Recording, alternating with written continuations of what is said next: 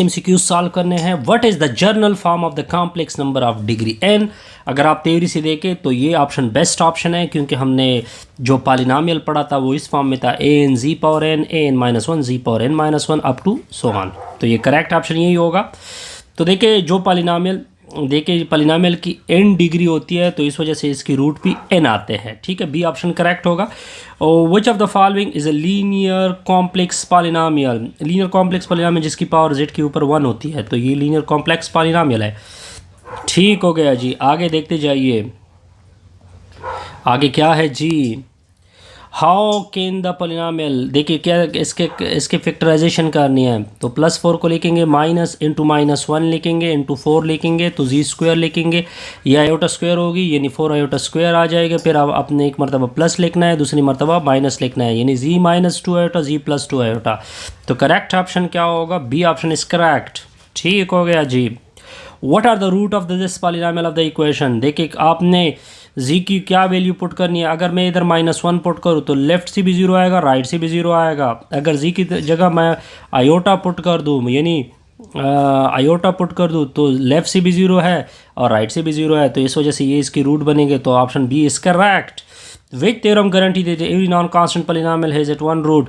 ये fundamental theorem of algebra आपको ये कहता है कि पॉलिनॉमियल के कितने रूट होते हैं।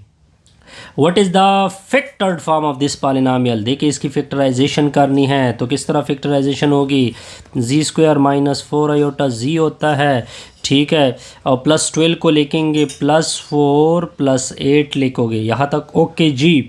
अब इसको आगे करोगे तो ये ऑलरेडी हमने किया हुआ है ऊपर, तो ये आता था +2 आयोटा -2 आयोटा। ठीक हो गया जी। इन दोनों से 4 आयोटा कॉमन करोगे, -4 आयोटा कॉमन करोगे तो जी -2 आयोटा हो जाएगी। अब ये दोबारा कॉमन होगा तो जी -2 आयोटा, साथ में जी +2 आयोटा, और ये -2 आयोट 4 आयोटा।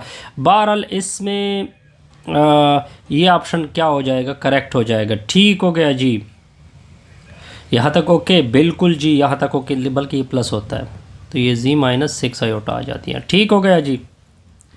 अच्छा जी, if z equal to 2 iota is the root of which factor must appear in at complete factorisation.